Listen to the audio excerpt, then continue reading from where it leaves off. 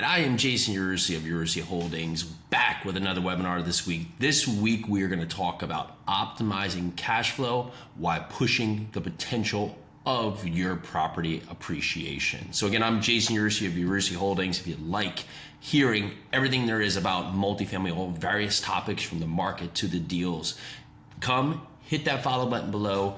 Leave a comment here. You want to talk some shop, you want to have comments about future webinars, we'd love to hear your feedback. So I'm Jason Yarusi of Yarusi Holdings. Today we're talking about cash flow optimization and the opportunity here to look forward to the appreciation going forward. Now, big thing to always take into account here is that what is my dollar doing for me today, right? You want to have, of course, good stable debt, you want to have cash flow, you want to have reserves, right? That's going to be paramount for each and every deal. And as you look forward about your properties, you also want to be truthful with what your potential business plan can be, and if you are raising capital, the expectations of those investors here, because there's choices here. You may choose today to make a decision where it may limit your cash flow based on the money you're putting out to do the renovations. So, however, in the future, it may optimize you getting the most value out of the appreciation of the apartment building. So for context here is that if you're doing a renovation on an apartment and maybe you can do a $5,000 renovation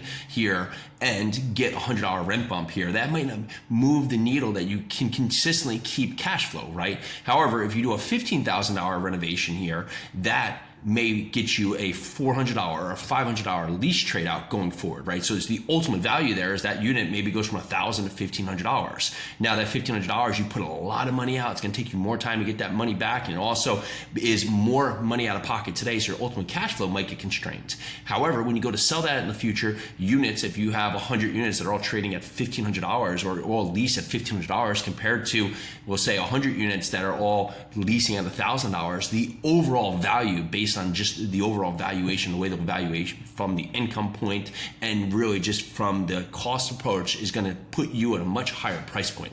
So understanding that, you want to make good decisions, right? So we basically look at our renovation package with the ultimate goal is that if we spend $100, right, or we spend $1,000, is that we get that back within 3 to 5 years, right? So easy math here is that we spend $1,000 on a unit here, right? And the ultimate goal is that we're gonna get a $100 rent bump. Well, the great news is that over the course of just that year, we're gonna have that money back in 10 months. But on a bigger picture, so if you're gonna get a $5,000 renovation here and you're gonna put a $100 rent bump in there, it may take us 5 years, right? So the overall return of our money, assuming that person stays in the unit here, is going to be compressed.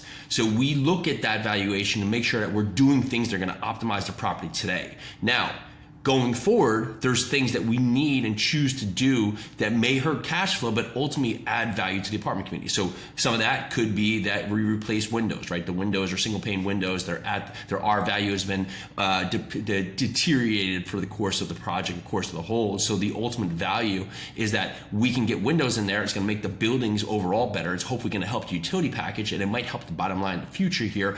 However, most of the time people are not going to say, hey, you put new windows in, right? Now you can charge me more rent. Same thing with the roof, right? The roof might be a detractor when you sell the property in the future. So having all the roofs completed, especially if there's multiple buildings, 10, 20, 30 buildings on the property, it's gonna add substantial value to the course of the building. More in a point here, because the future buyer will not ding you because the roofs aren't done.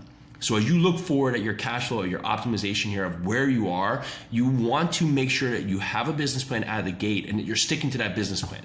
If the true nature of this is that you're okay for the appreciation to fall apart, but you want to have cash flow, then you're strategically going to look at the right things to make sure the building's operating efficiently and how you can keep money on the side for the future, but put it to work in a strategic way to maximize the dollars for what the dollars put to work. However, if it's solely focused on just getting max proceeds in the end, you may make larger investments today that are ultimately going to build the overall value of that apartment community.